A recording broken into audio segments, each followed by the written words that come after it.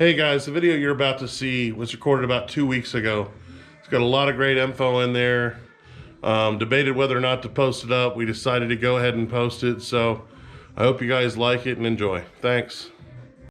Let's start off with the word empathy. Empathy means to feel for others. To actually let them know you're feeling for them. And not having, it's a difference of sympathy and empathy. It's a big deal. It's a big difference. Have sympathy for somebody. You're just like, oh, like things will get better. You'll find that silver lining.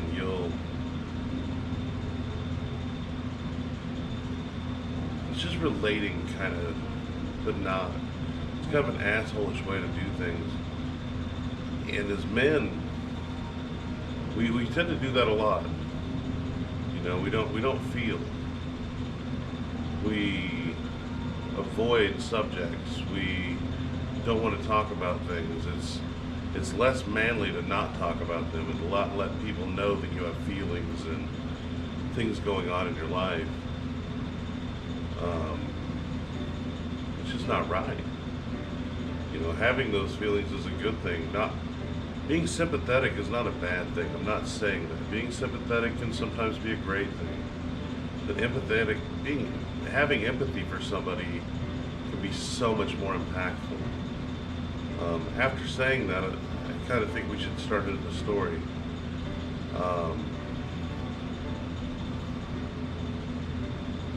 Be 5 years ago, basically yesterday, I lost one of the coolest guys in the world.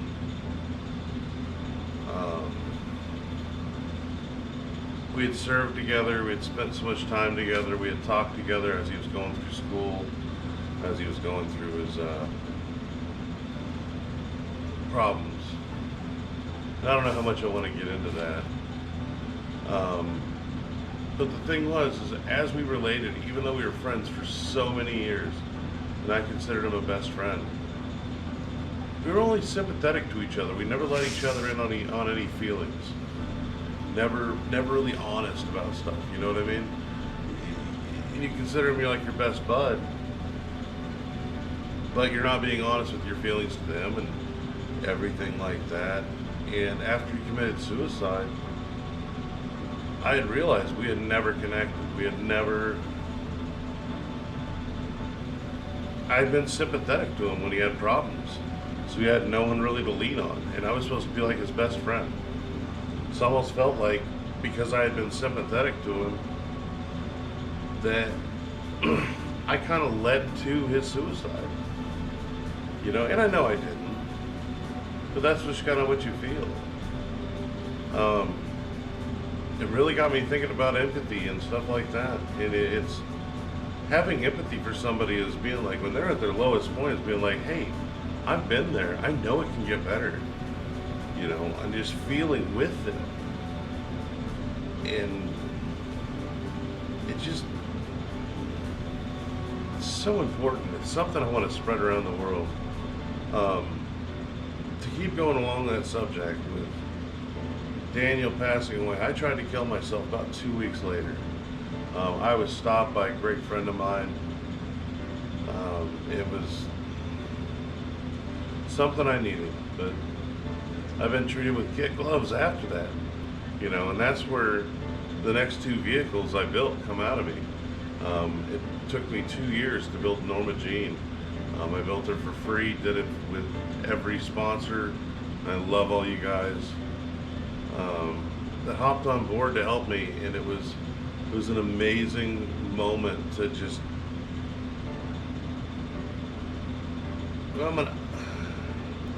Let's back up a hair. So, I was talking about being treated with kid gloves and stuff like that.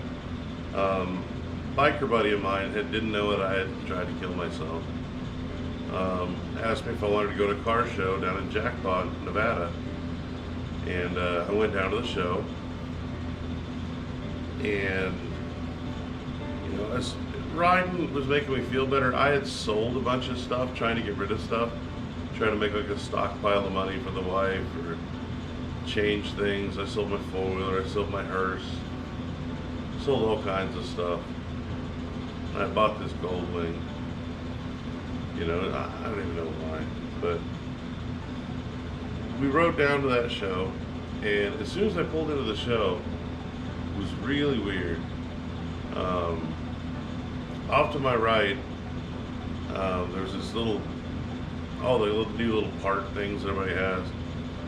And I saw this one called TKO Clamping Systems, and I'm like 100 yards from it, and I recognized it. I still remember my thought at that moment. I remember a voice in my head saying, you need to tell them that you're going to SEMA with them. And at that moment, like, I had lost my best friend. I had lost my mom not too much earlier. And I was just completely confused.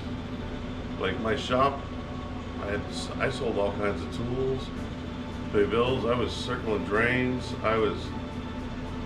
After losing my mom, I kind of started selling stuff. I stayed in Kansas longer than I should have.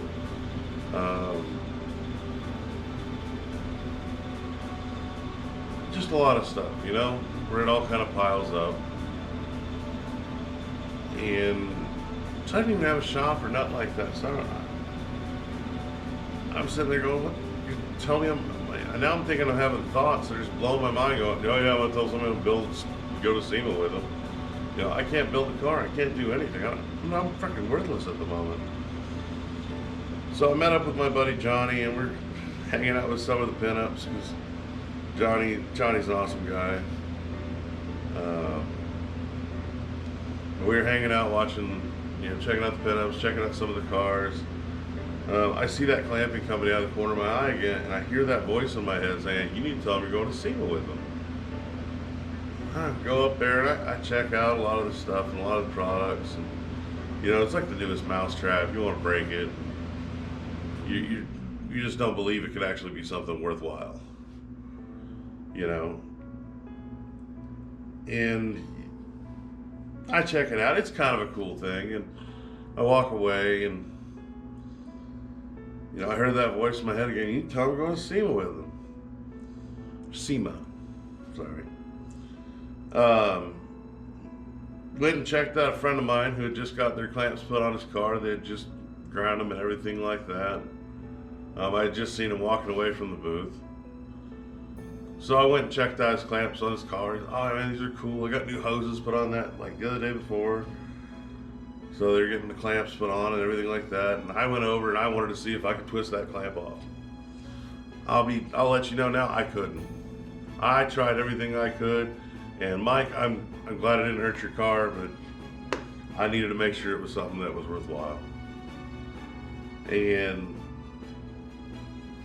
I don't remember what was happening at the time. My mind kind of slips. But I remember seeing the clamping company again, and I walked up there a third time. And I remember I was scared to say something, but I'd heard that voice so many times in my head that day. It was driving me insane. I went up there, and the individual I was talking to, his name's Stan.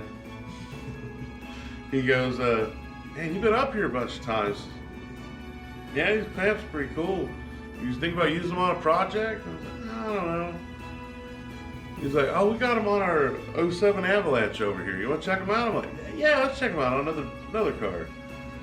And, you know, I walk over, and I tried to rip the clamps off of that one, almost broke his radiator. Stan was not happy. He's kind of laughing with me. We're sitting there talking again. He goes, you ain't using my project or nothing like that. And I was like, yo, I got to break it down to you, man. I got to tell you the truth. I was supposed to tell you I'm going to SEMA with you. He goes, who told you that?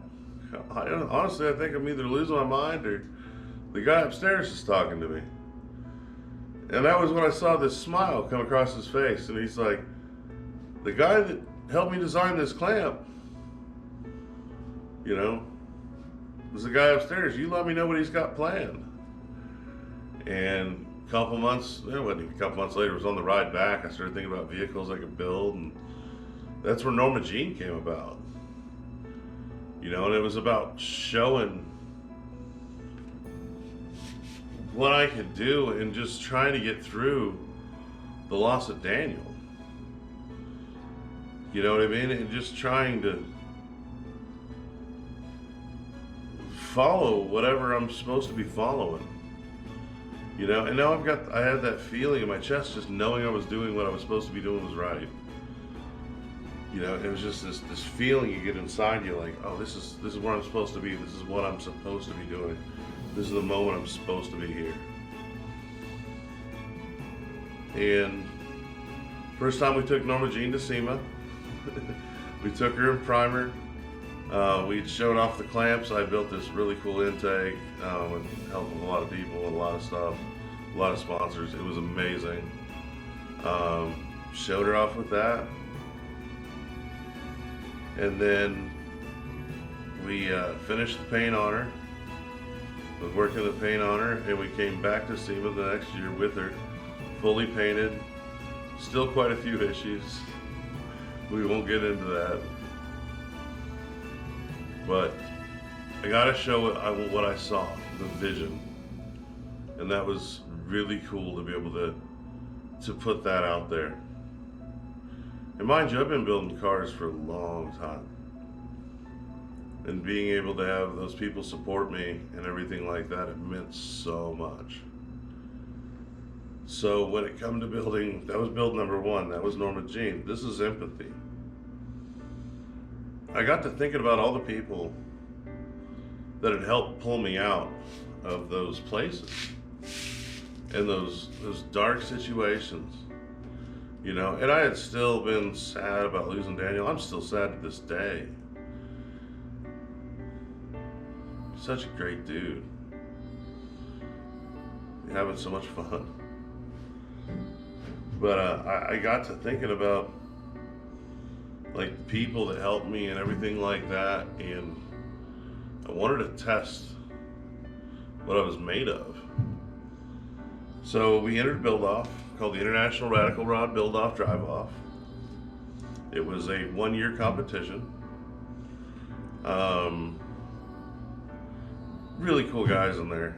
They didn't know I was planning on doing it a year, or doing it in 90 days. Yeah, they had no knowledge that I was planning on doing it in 90 days till later on down the line.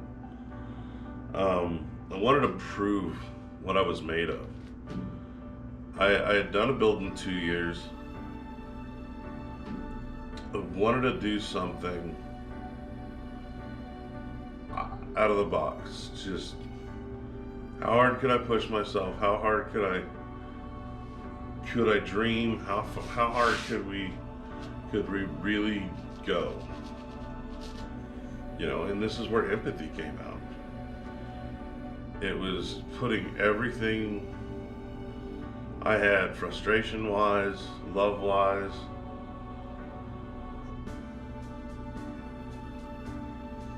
everything, you know what I mean? Friend-wise. The friends that came through on this build for me were just some of the most amazing guys at the most amazing times. You know, and it really means a lot to me that they were here for those moments. And it will always mean something to me. You know, if you get together with your friends to throw together a car in 90 days, if you ask them, we built it in the last week. Which it always seems like it. But it means something.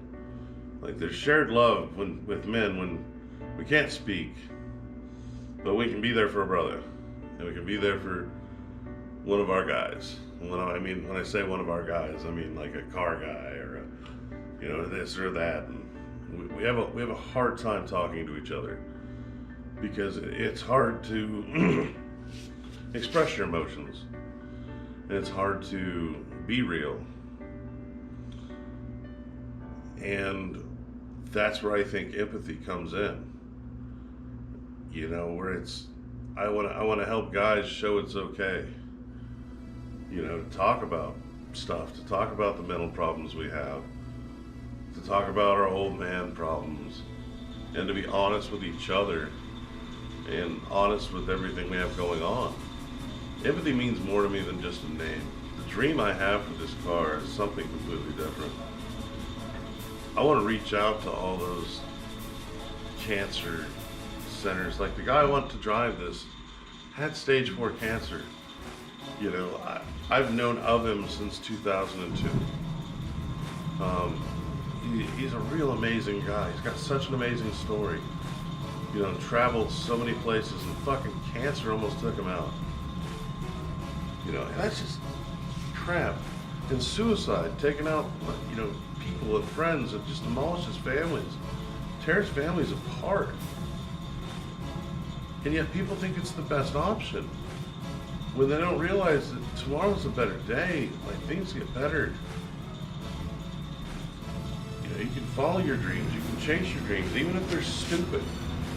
Even if whatever it is you're trying to do is dumb. You can still make it happen. You know, the dream for this car is, it goes off and lives its own life and tells its own story. The reason I want to start videoing on a daily is not only for myself to see it years from now, is for my kids, whenever I have kids. You know, to see me following my dream, to see me on a daily journey, if nothing else, for me to go back and check on it and see that I was pushing as hard as I could. The dream of this car is to put it on the road and to go tell other people's stories of empathy. And that's what we're working on right now, is the stories of everyone else. I want to take this car, I want to make it a multimedia studio with cameras in it, so it's easy to film, easy to tell the story, show up, use it for a prom,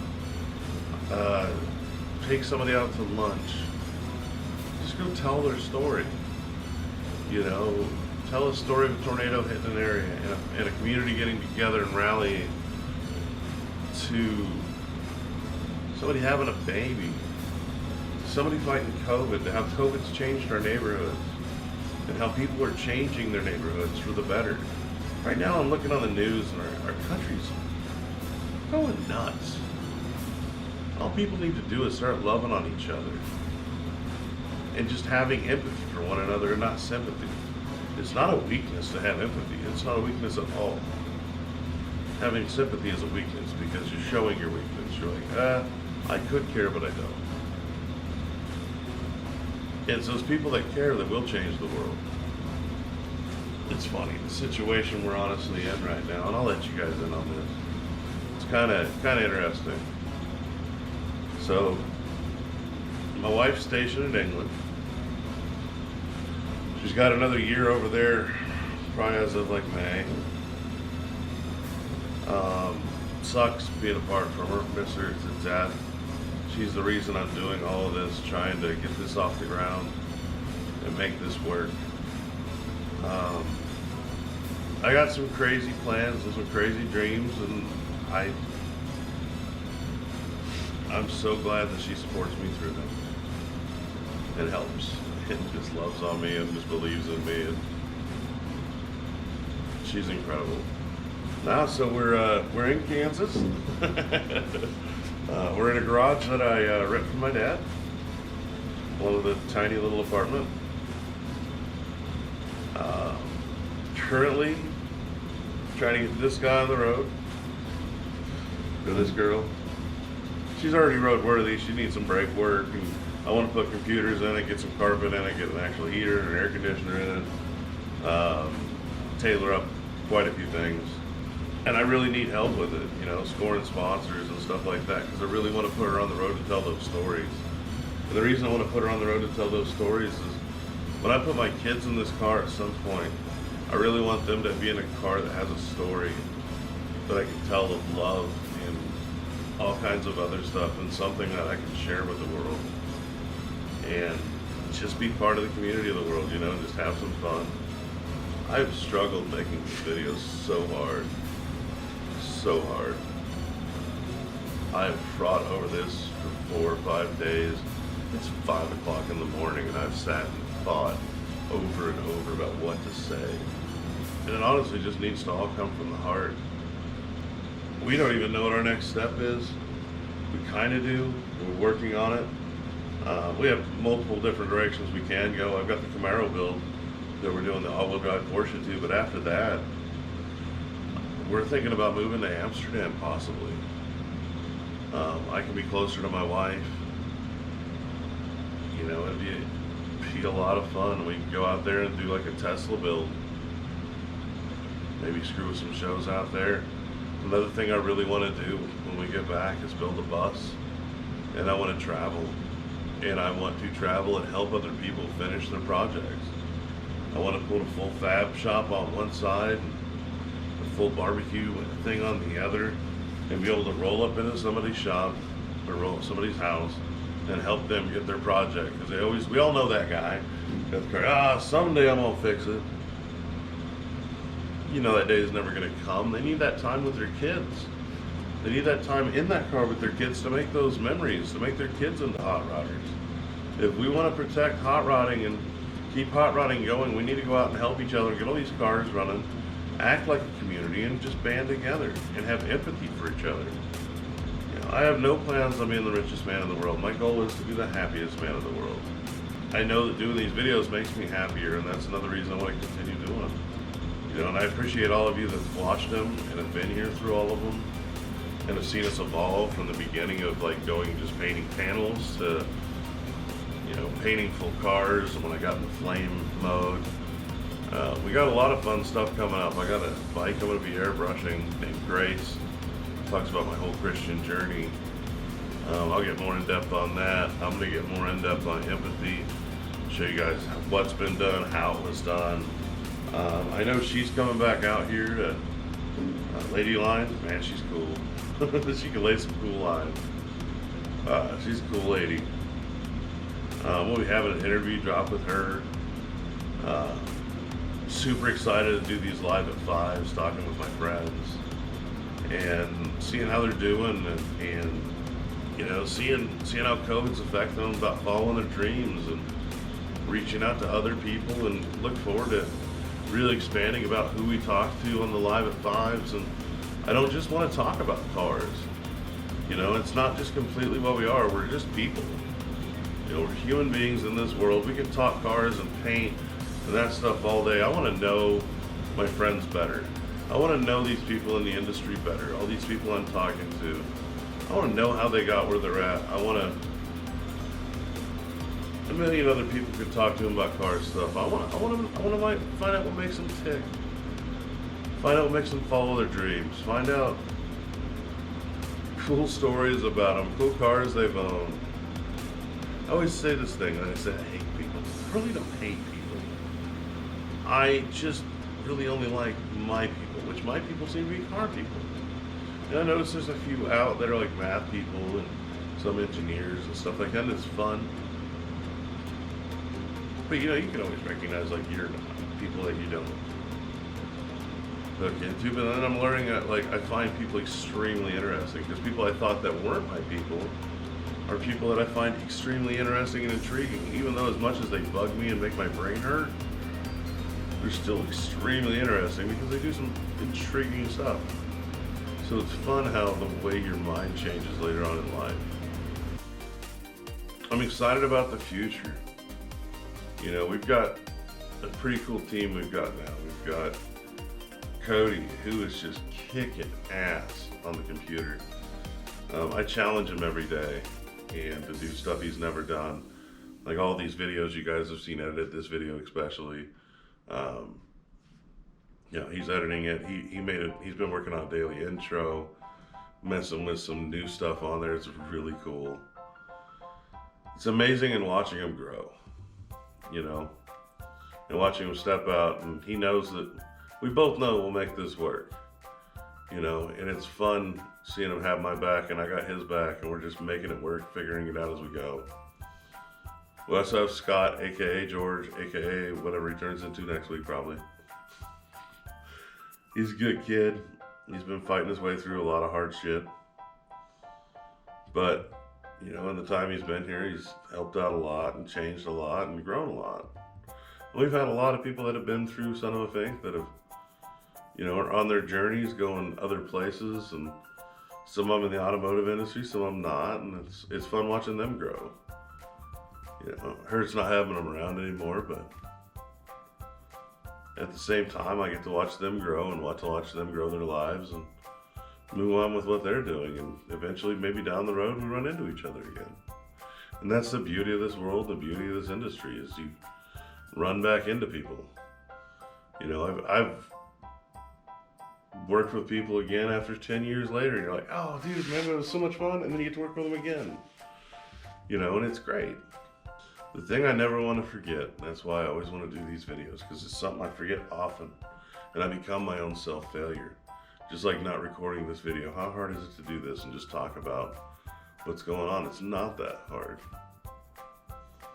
You know, but I become my own self-failure. I become the reason I can't do anything. Because I get locked up, because I get in my head. Because I start caring what I think other people should think, or what other people are going to think, or anything along those lines. And it's not that I'm saying I don't care what people think. You know, I'll listen to advice, but I'm not going to let most of it sink in. I got to run my own ship. I got to try and do what I'm going to do. You know, I'm smart enough to know I'm not the smartest person in the room. And that's why I always bring others in with me to help. And I got a business manager, Don. He is one of the most amazing guys I think I've ever met in my life. That guy, I joke all the time because I always tell him I should just listen to you in the beginning. And I say it and I make some dumb decision. And then Don gets to say it, told you so. I almost love hearing him say told you so when I make the mistake, because he knows that I'm trying to do my best. It's not that I don't believe him. I'm an idiot and don't believe him and should really listen. And Don, I'm telling you, I'm going to start listening first time. But you meet people along the lines of when you're going through stuff, and meet guys like that are just some of the most incredible guys in some of the strangest situations. And you want to help them get out of it, and eventually we're going to. It's those people in those moments in your life that will leave those moment marks in your head, and you'll be like, that person is a very incredible person. I'm so glad I got to meet them. And by doing what I'm doing, I've got to meet so many incredible people. People that I never thought were my people. People that just blow my mind that they're so amazing. Like Jack from Trullers, another guy. That guy has probably the biggest heart I've ever met. And it's crazy just seeing him love on so many people. You know, he's such an amazing dude. You know, he pulled my ass out of the fire with Norma Jean and brought me to SEMA, and it was, there ain't many guys out there like that guy. I will pay that back again someday, Jack. I love you. Just so many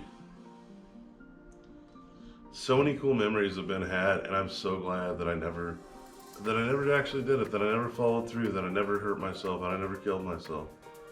You know, I would not have all these great memories that I have, and a lot of these great friends. And that's why I want to stop other people from doing it and let them know that empathy is okay. Talking to people, being okay with your feelings is all right. You know, it's not a non-manly thing. It's just being honest, like saying, hey, I'm low, and somebody else coming up and bringing you up, you know, and you're feeling with them and making the pain not there. When somebody has sympathy for you, it almost justifies the reason you're having pain. Like, oh yeah, that pain does suck. Like, yeah, it does suck. You know, and you're just agreeing with them, acknowledging that it's there, and now it makes it something that is real. When somebody goes down and is with there and being empathetic with you, it's real, but at the same time, it's gotten easier. It's gotten a little bit lighter. You know, like you're like, oh shit, yes, it's all right. You know, it's so much more impactful, and that's why I want to spread this story of empathy more than anything in this world.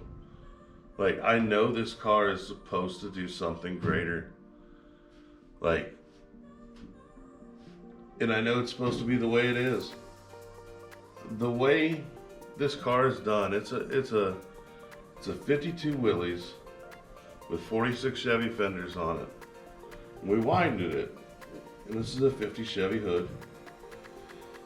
And we left all the welds showing because it's like a patchwork quilt. Because we're all not perfect. We're all getting there. We're all trying to put ourselves in some sort of shape to just put ourselves together for the day, you know? And if we don't put the makeup on and we don't put the body work on and we just show ourselves out there as raw, bare, who we are, we're afraid of getting hurt. And that's what empathy is about. It's about not showing that you care about getting hurt. It's about showing that you're real. Being okay with being real. Being okay with being you. Not being afraid to show people who you are. Not being able to show people when you hurt. Thinking you have to be the rock for your family all the time, so the time you do want to break down, you can. You know, you don't have to be the rock. You don't have to be this ultimate thing. Everybody thinks they have to be this superhero. There's a lot of hidden messages and a lot of things. I really believe in telling a story. And I believe empathy's story is just beginning. I'm going to add more to this video after I get some sleep. But I don't know why I was so scared to talk to you. I love you.